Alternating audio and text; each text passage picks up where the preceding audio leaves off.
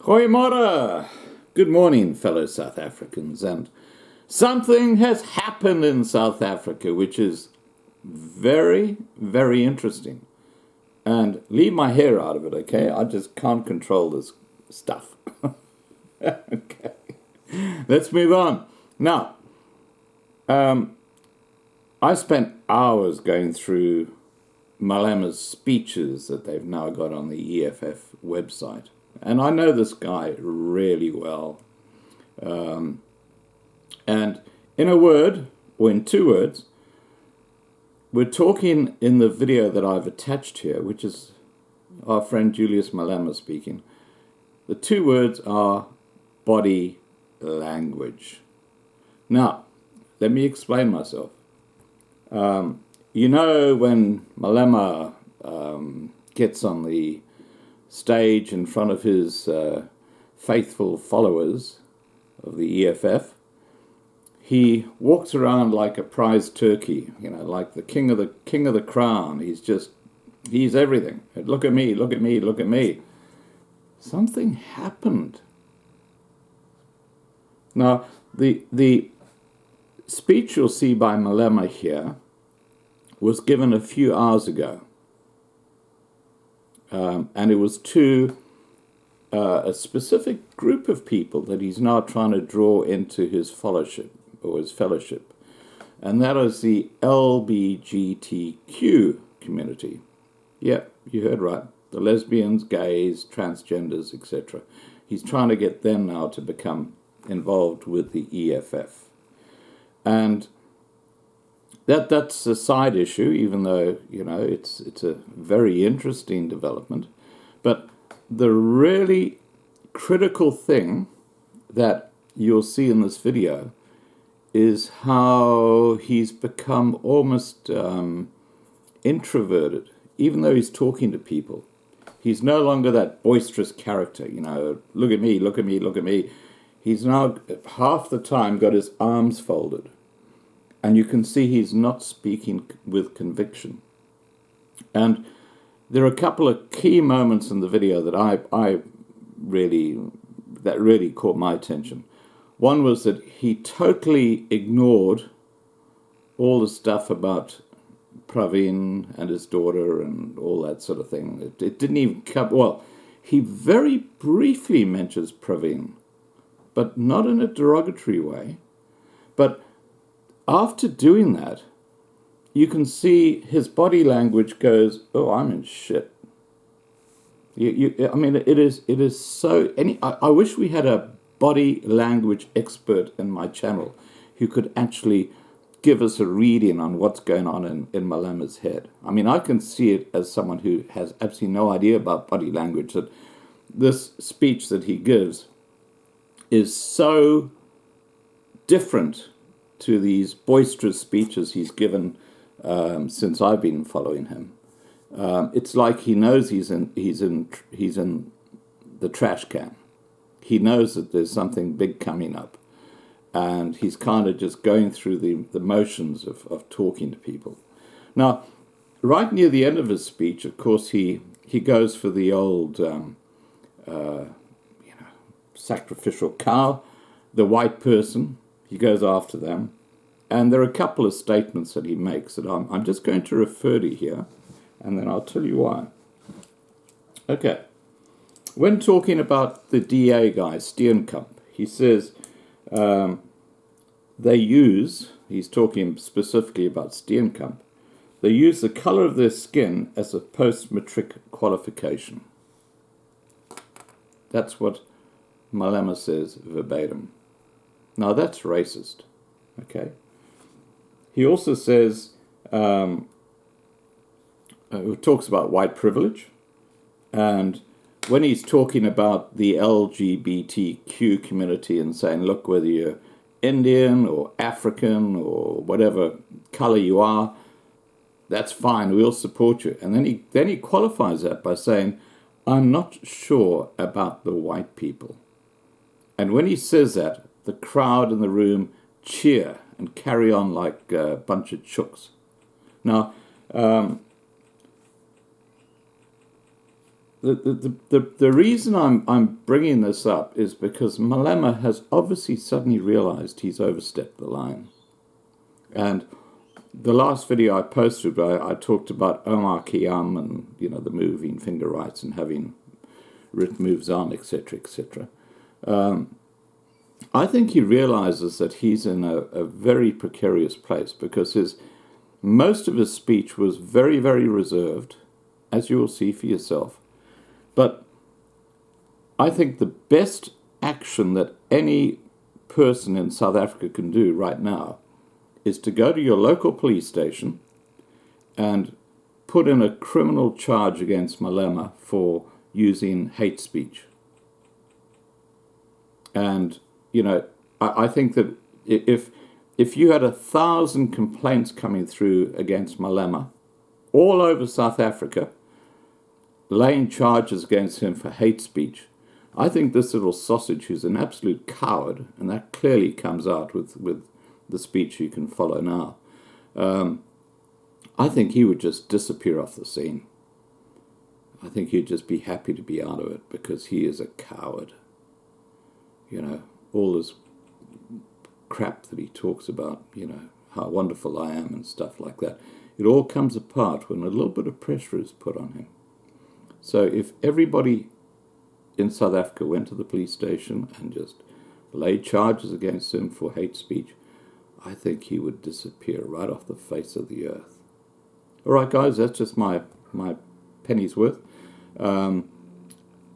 Please remember to subscribe to be kept informed. It's time to fight back. And the one individual that we really need to be targeting is Julius Malema.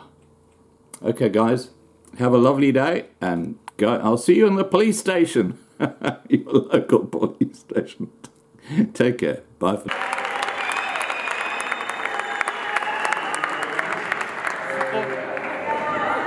Thank you, our provincial chairperson, our provincial secretary, members of the provincial command team, members of the central command team,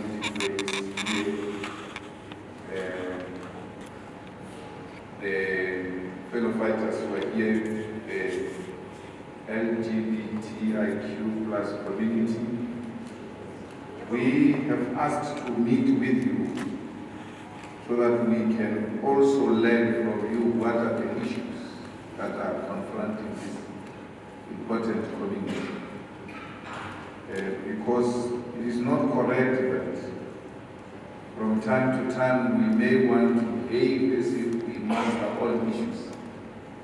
Sometimes it's important to go and hear from the community itself on how we can make the environment more conducive and inclusive for all of us. I've been battling with for instance, the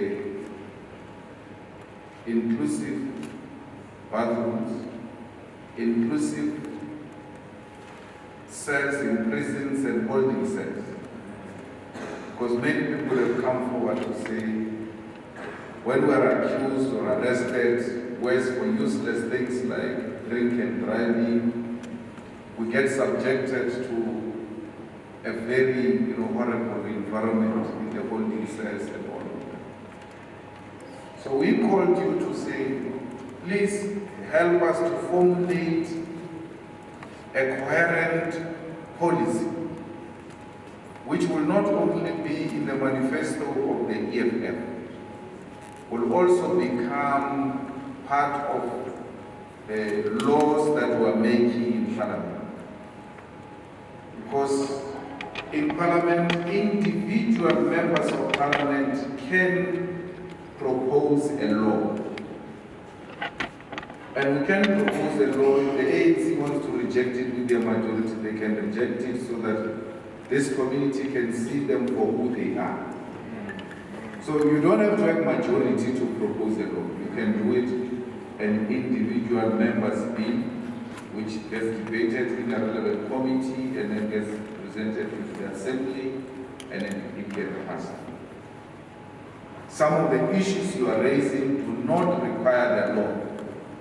They require action and action now. And therefore the leadership of the EFF will have to be proactive and intervene in some of those immediate issues. Rights are not a choice. You know the Bill of Rights. We don't even have to write it. Right is what you are inherent. It's inherent to you. You are born with it. That which you are born with, it's your right. Your right to land, your right to be included in the economy, your right to be identified the way you think you were born like. That's your right. It must not be negotiated. It must not be subjected to politicians to now begin to say, we are giving you a right. No one gives you a right. You are born with it. So we must never demand that, no, we must be given our rights by who holds the rights where. No one holds those rights, and we shall fight for those rights to be included in relevant pieces of legislation. Many of you say you are tired of talking. Struggle is a permanent talk. You must never say meetings are useless. It doesn't matter how many times you have to repeat yourself. Let's take example from the ANC. Not everything else is bad about the ANC. The ANC fought for this democracy from 1912 and only got it in 1994. Every meeting they held since 1912, they were talking about democracy. There was nothing new they were talking about it. All those meetings. Can you imagine if they had a day where they said they were tired of talking? Then it means we will not have realized 1994. You talk until you achieve it. For as long as it's not achieved, you must not get tired of bringing anywhere, small or big meeting. You go and express yourself like a scratched CD until someone begins to listen, especially the authorities. So when they say there is a mayor coming, there is a councillor coming, there's EFF president coming, never get tired. As long as you speak to them directly and they can hear, even if they pretend not to be listening, but the fact that they are here, they got something. So I live here a much better person today because I've learned directly from you, not from literature, not from distorted newspapers, but from the people who are involved in these daily struggles of ensuring that the rights are being recognized. The most practical thing is there shouldn't be a police station without a gay, lesbian, or a queer. All that must be there. Why? Because those are the people who will understand immediately. Most police stations didn't have women, by the way. They didn't. That's why most police didn't understand those things of women. When you say I'm beaten, domestic violence, they were like, maybe you're disrespectful. Because there were men, all of them, like, I didn't believe me. If a woman does that to me, I will do the same. Until women were introduced in the front desk of police stations, until separate rooms were created where victims of domestic violence can be listened to, survivors of rape can be listened to by people who are sympathetic, people who understand what you are talking about. So if the space is completely exclusive of gays and lesbians, no one is there to even educate those people. Leave listening to you. Remember that we learn from the people we live with. So once there are such people amongst police, amongst nurses, amongst doctors, amongst health practitioners who say, no, you are wrong. It's not like that. This is how it is. Teaching each other in a friendly environment from your peers and equals. So that when people walk into the police station, you have some element of an understanding because you learned from colleagues. So there is nothing unusual and nothing unreasonable to say some members of this community must be in parliament, must be in the legislature, there must be councillors, there must be in every sphere of life so that they deal with these issues much better. Women have demanded that. They've got their 50%. They are now demanding more because they say, actually, we are more than men. We want more than 50% so that we don't distort the demographics of the country. So let the community as well demand clear representatives. And they were not coming out of the closet. We never had a problem in the EFF about those issues. And this is not actually the first interaction. He can confirm that we in the past had similar interactions. So that's why amongst our public representatives, we've got people from this community who are not discriminated against. They occupy positions in their own right, they are activists in their own right, they are recognized for who they are, and they get to be treated like the rest. So you don't say when they speak, become dismissive and say, no, it's gay, stuff, and I don't know. No. They know that they are leaders in the EFF in their own right. And we seek to actually inculcate that type of culture in society. So we have a big problem with Tanzania. The president of Tanzania, when he came, we were all happy because he was very confrontational with issues of corruption, dealt with them decisively, but slowly shifted now to dealing with media freedom and the rights of gay and lesbians in that community. We have a big problem with that type of an attitude. He must lead people to live their life freely because they've not chosen to be. They were born with that right, and that right must be. We always make mistakes and say you chose. No, this is the choice they've made. No, it's not a choice. It's an inherent right you are born with. And then you exercise that right. No one can force you when to exercise it. Whether you exercise it after having children, and they say, but this guy's got a child, he was involved with women, all of a sudden he says he's gay. He decided to exercise that right at that time. There's no time frame of when the right can be exercised. It's your right, you choose. So you've got a right to vote. Since 1994, you never voted. Therefore, no one can say to you, since you have not voted in 1994, when you were qualified to vote and you had the right to vote at that time, in 2019 you can't vote. No, you decide when to use the right you have. And in the EFF, we respect that. We want to also make an appeal that more than asking the EFF questions on how it's going to deal with these issues, let's write to the EFF specific things that we want to see in the manifesto of the EFF, particularly as it relates to this community. And then we will debate it amongst ourselves, we'll put it if we agree in our manifesto. Once it finds its expression in the manifesto, then you must know it's a program of action.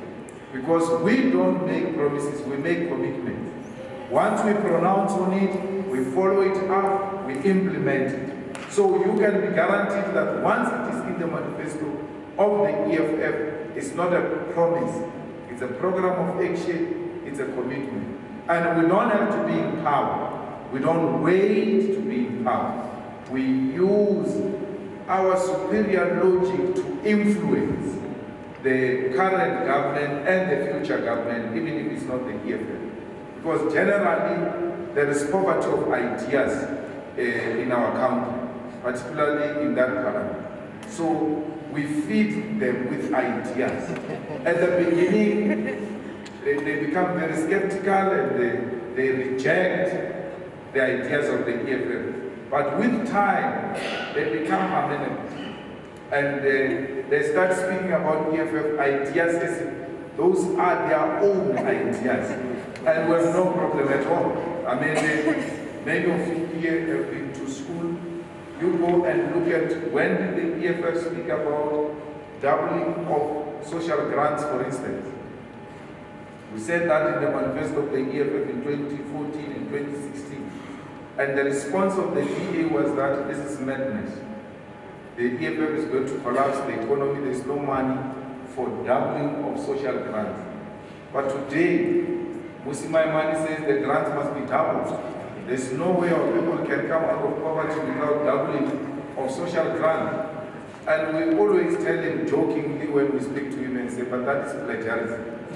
Because when we said it, you said we're mad. This is not possible.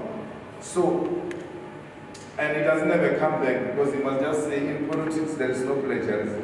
That which you say, for sure, some generations said it before you. So we become happy when people repeat the things that we say. We spoke of the land. Many people are now on board, including the most reactionary people. The DA speaks about the land today. We may not agree on how it's going to happen, but at least they are now beginning to say, yeah, but people must get the land. Not the Malema way, they must get it through the title deeds and all that. That's fine. Let's debate their how part, but let's agree on principle. So I'm giving you all of these ideas because once we take your idea and make it a program of action of the EFF, you must be guaranteed everyone else will come on. We spoke free education in this institution that you guys call an institution of white monopoly. It's our institution. We're not going to surrender to white monopoly. If they used to dominate the space, we are here now. And then we must convert it into the people's institution and do away with what whites used to do here, feeding us education of self-hate and introduce an education of self-love so that we are not apologetic when we graduate from this institution. We must not graduate wanting to be like whites. We must graduate wanting to be like. So when we spoke free education, many people said it's not possible. This is madness, it's not going to happen. We said this a long time ago. The student command said, Zofunda Genkan. And then they introduced free education after closing of registration. Because they thought they were being clever. Zuma announces after registration, now there's going to be free education next year. Knowing that no one will go and register for free because already those who didn't have money didn't go and register because they knew they would not afford. Once he announced that, we said those who have not registered and have got appetite for education, they must go to school. They went. But many people opposed us. It's just that we are a country which forgets very easily and quickly. Many people said, no, he's mad. He can't say children must go to school after registration. They are going to cause stampede. He wants to kill children. No one must go to school. And then universities, one by one, began to say, no, but those who still want to register, they can come to the university. You remember the council of the VCs said, no one must go to the university, the registration is closed if you're not registered. Then they had to reissue the second statement like, yeah, well, you can come to the universities and all that.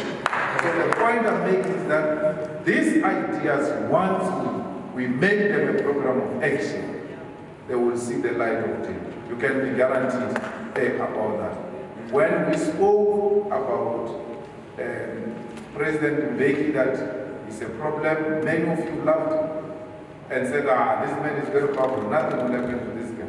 He went to pension very fast, not the way he had planned. When we spoke about Zuma, many people said this guy is untouchable, these ones are playing with fire. And they started telling us the history of how many people disappeared in the process of challenging him, and the likelihood is that this ones will also disappear. We're still standing today. The man went into pension. We say the same thing today about Praveen. I get all types of warnings that you don't know what you are doing because you are playing with fire. This man is very stubborn. I have dealt with the most stubborn ones, not this one. When we start, there's at the beginning some doubt, some attacks, and character assassination. But only with time people begin to listen. So, if the EFF take the demands of this community with commitment and with the energy we have seen before, you can be guaranteed that the issues you spoke about here will actually become the gospel. Songs can even be produced out of the issues you've raised here. They can become so fashionable that no one becomes ashamed to speak about these issues you have raised here. Because they are made a taboo. Leave the issues of gays and lesbians and all of that. Women rights, women, were taboo in society. To say a woman can be a mayor, a woman can be a traditional leader, they were like, you're mad, what are you talking about? It will never happen. But slowly and gradually are beginning to accept that women can actually become traditional leaders. Leave elected leadership, traditional leadership. There is a huge contest in the Bavenda kingdom now, where a female says, I'm supposed to be the king or the queen of the vendors. And then the vendors are saying, yes, correctly so, she's the one who was supposed to come in. But sometimes we vote amongst ourselves and we voted for a man, so she can't impose herself. I don't see them winning that case because the laws of South Africa are very clear when it comes to discrimination. So before, one of the people who was opposed to 30% was Tara Leopold. You see Tara in the ANC when the women were fighting not for 50%, 30% against Nelson Mandela. Tara opposed that in the first conference of the ANC. Said, no, not 30%. We can't, these people must be elected on the basis of their merits, not on the basis of quota system. Today, anyone who speaks against that 50% is seen as an enemy of the people, not an enemy of women. So, society is still in denial. Society must be educated, and those who are not scared must have the capacity to push these things so that society begins to accept, must use their power to push these things in society that no, we cannot discriminate the people on the basis of how they were born. You cannot discriminate a person on the basis that this person is lesbian or gay, or this person is an albino, or this person is black, this person is white, this person is male, this person is female. They were born like that. We ought to push that culture. And someone speaks about schools. That's where it needs to start. Not only in schools, in churches. In churches. Because you think that the big problem is actually in schools, but everything else that is done in church, we think is the most acceptable thing. Many activists actually do not criticize the churches that separate men and women. That women sit here and men sit that side. There are a lot of churches, especially African indigenous churches. Some of them separate women, not only Christian churches, including the Muslim churches. So, if you're to come to an EFF meeting and find women this side, and find men that side, and men are where the podium is, and then women are in something that looks like overflow.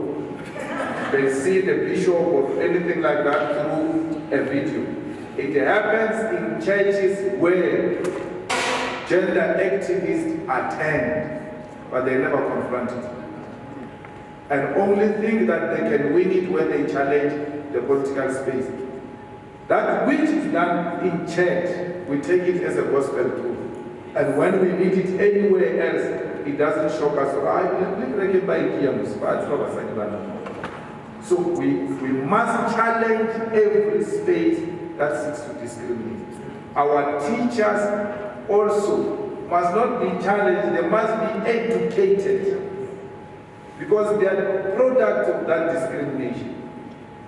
They must be discriminated, they must be educated, and there must be laws that says any teacher that is found to be discriminating children on the basis of their gender orientation, that teacher shall be punished. The same way we passed law on corporal punishment. It must be clear. Yes, it's clear you can't discriminate, but certain people need us to make it explicitly clear for them, so that they don't give an excuse that I didn't know. So we need schools that are progressive, we need an education system that is progressive and teaches people to embrace one another. It starts with me. When I see such a person in my family, I must embrace that person. I should not want to discriminate that person at home. And when I assume a platform, I say, no, we must not discriminate. When you know at home that you are telling your own children that but how you go platform home, you say something else. You go home, you beat up your wife. When you assume a platform, you say you are against domestic violence. So, more than a community, it is an individual responsibility. It must start with you, and through you, we will be able to influence a society. We also have to get a creative community to begin to produce the films that are not discriminating. Because in these films and movies we watch, it appears like it's the right thing to say, it's the right thing to do. Hey, we can't be drinking with this carbon here.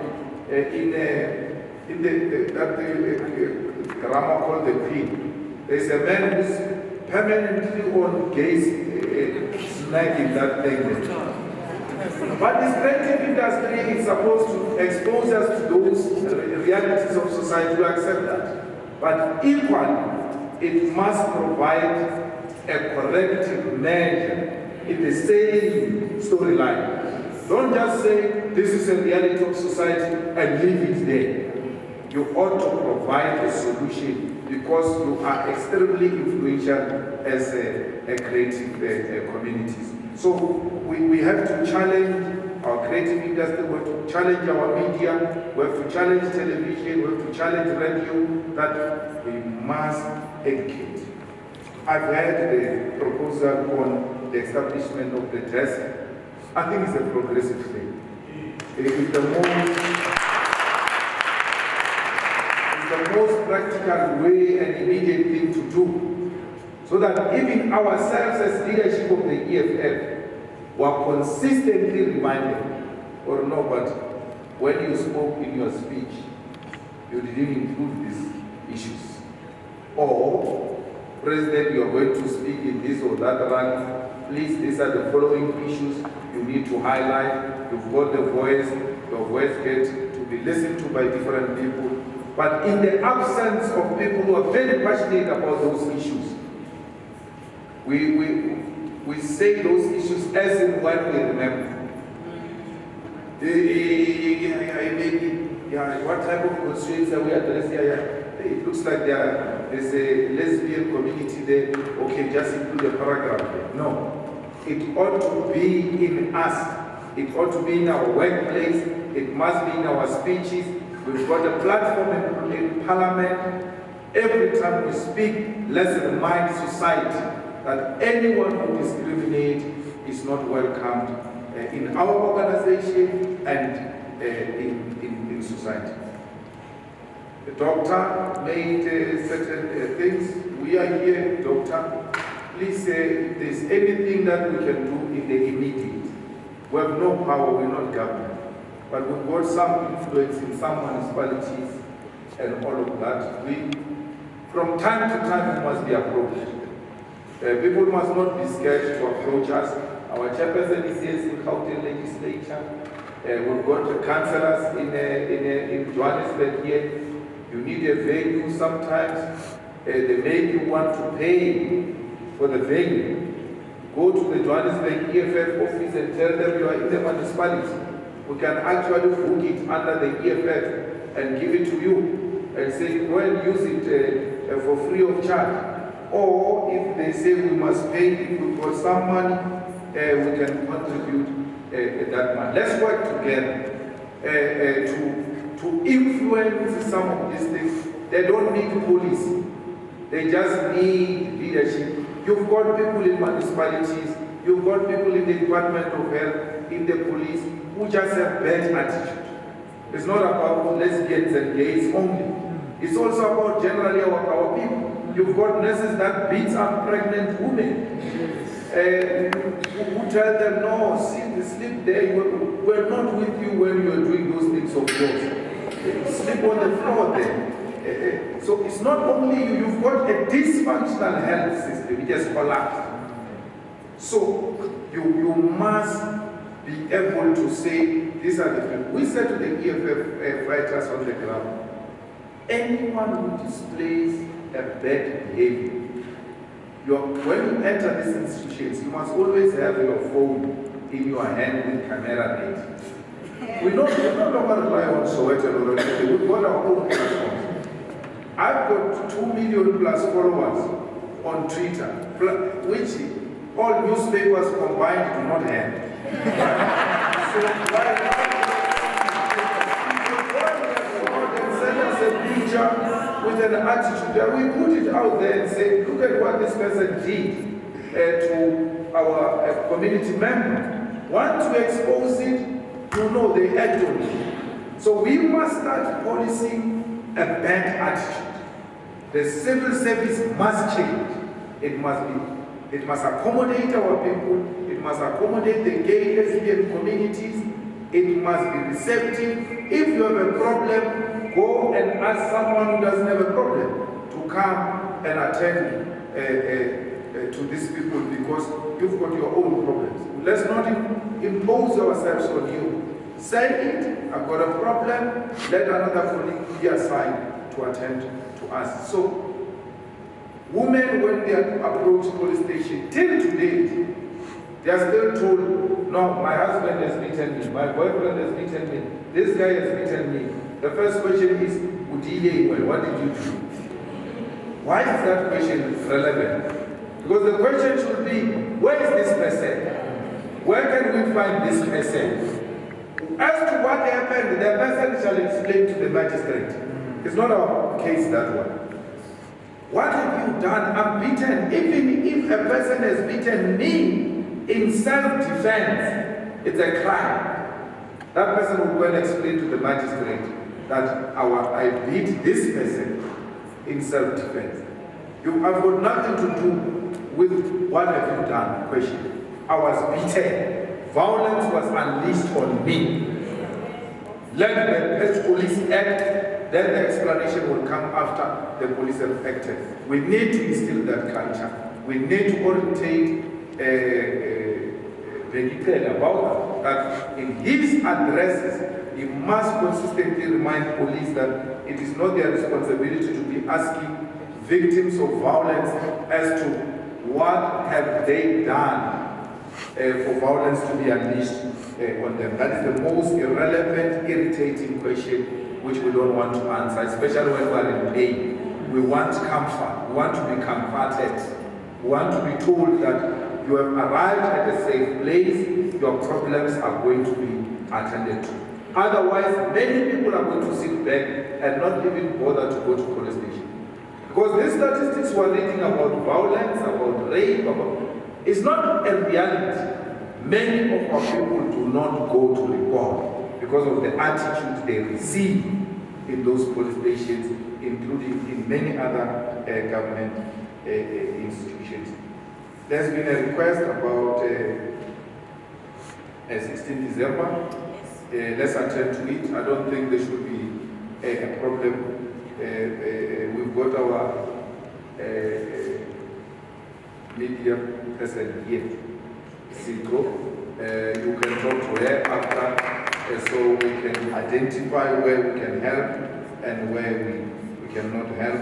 We are going to the list conference of the EFF in January. We'll make sure that indeed there is a representative of this community, because it's important that when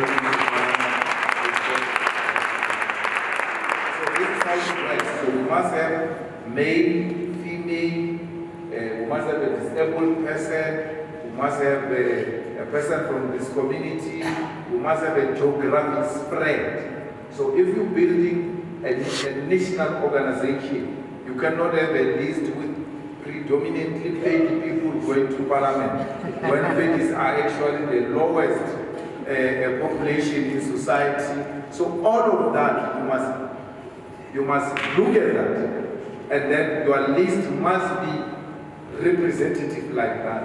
You must also address the issues of national question, so meaning there must be colors, there must be Indians, I'm not sure about whites.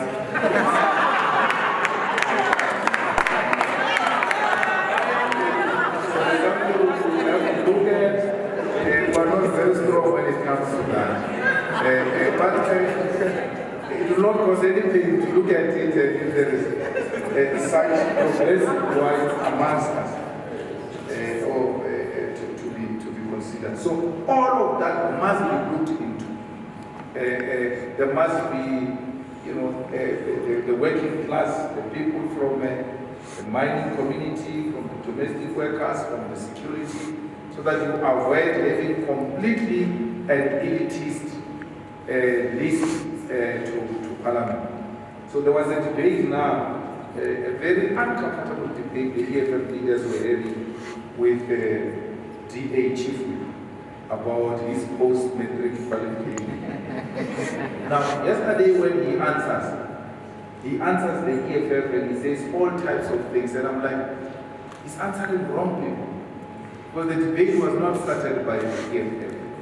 The debate is DA debate, which was started by DAKZN, saying we must now have post-matric people, post-matric qualification people representing us in Parliament. We don't have that debate in the EFF. We will not have that debate in the EFF. It will never exist because metric or no metric, actually we have no metric in the EFF. We don't have a problem with the no metric in the EFF because we know where our people come from. Many of them have had to quit school to go and work to feed their families. But we can't say the same with the state as he has never to quit anything, to do anything to feed anyone. He just suffers from intellectual laziness, which our school. So there's nothing we can do, and it's not only him. It's many of them who uses the color of their skin as a post-matric qualification. So that's what we're having. That's a debate we're having. Not that when you don't have matric, you can't go to parliament. We actually prefer those people because those are the hardcore, those are the real constituency of the EFF. But we had a problem with this hypocrite who has always been telling us about government people who are not qualified for this or that position and speaking very highly about qualification as if he had. So we're just saying, we're not saying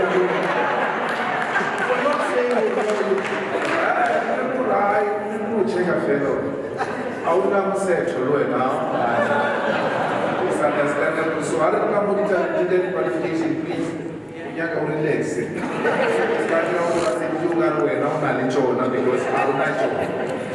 We never said there is anything wrong. And then the good thing which helped that debate, then many of DA people came out to say they don't have post-matric qualification.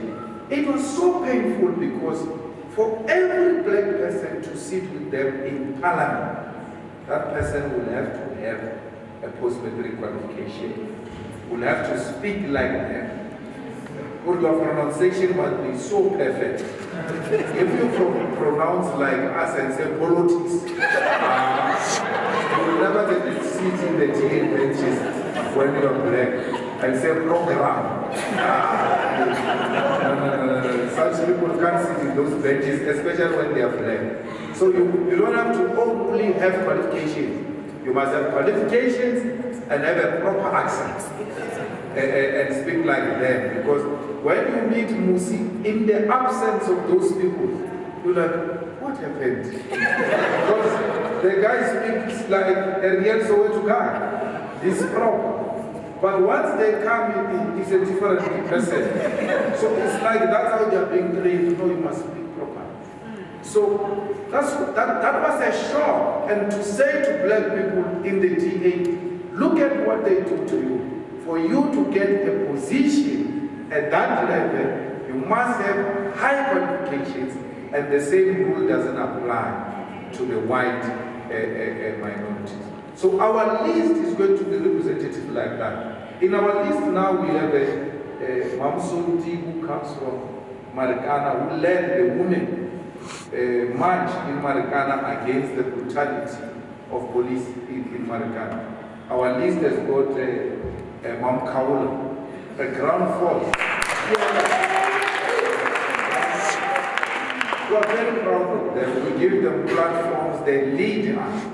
Actually, the EFF issued an instruction that all public representatives must go and recruit 5,000 people to vote for the EFF. So individually, I'm supposed to bring 5,000 people. I don't have, I've not brought anyone.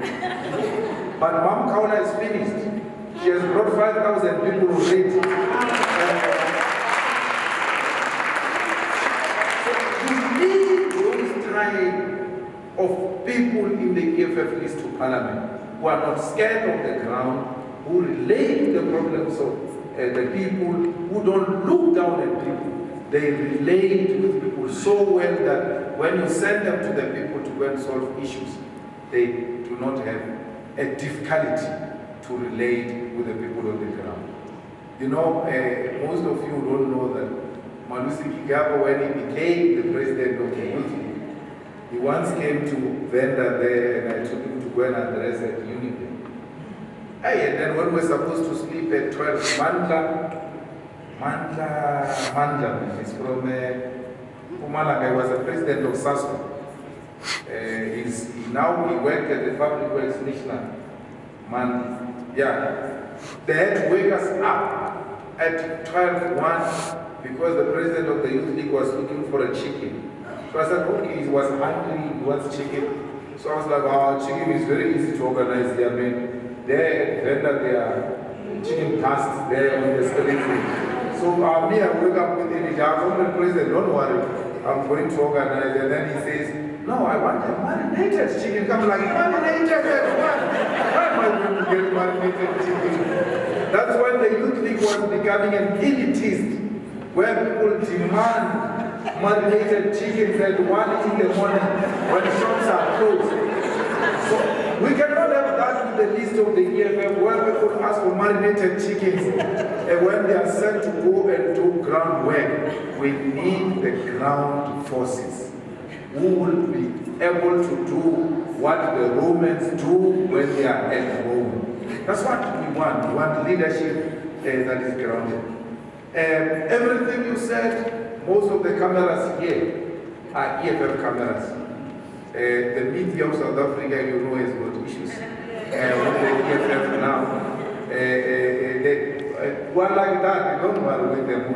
We have a love-and-hate relationship. So there are times when they withdraw.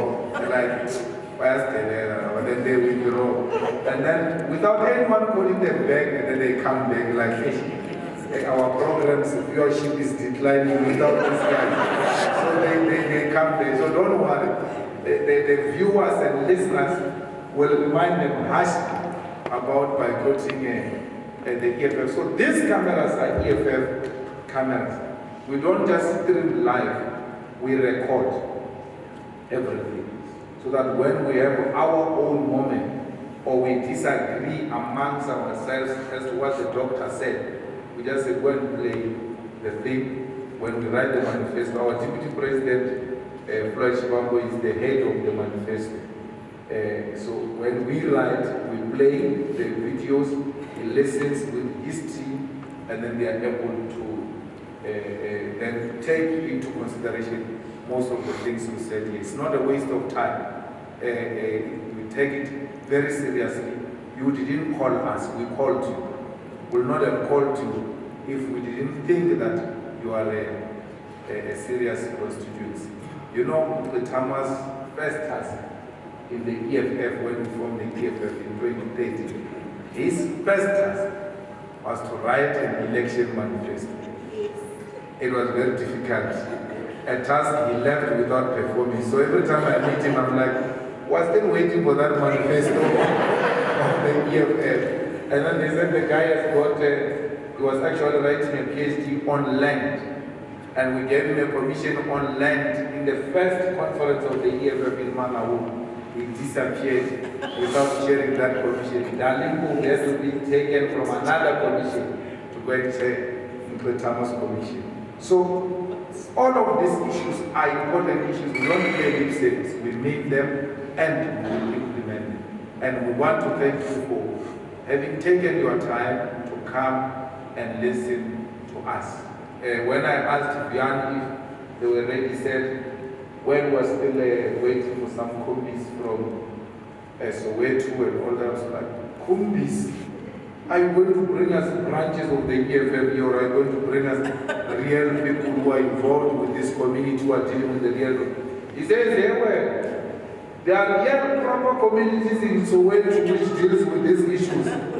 I'm bringing real stuff, and when she says, why do you bring us here instead of going to where people are? I'm like, she's correct. That's where the people are. Now we're going to bring them here. We do that because we are not involved. We don't know these things. And once we get the people who know these things to come into the EFF and help us, we will not make some of these stupid mistakes we are making. We have made horrible remarks in the past. I remember I said to Castor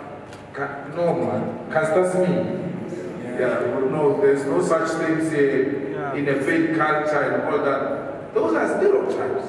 So the more we interact with you and the more you educate us, the more we learn and accept that this is how they are. And when we make mistakes, we accept and we correct ourselves as we go forward. So the sooner we bring you closer to the space, the better for us to develop well-informed policies. Thank you very much. Thank you.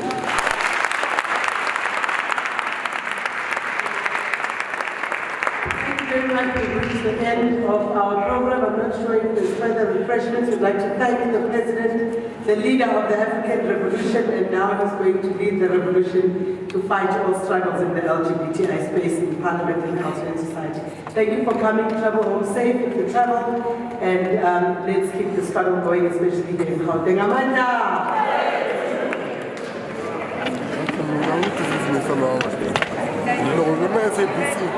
Camera ese bisa ngap chika me masan ka marota me masan ka.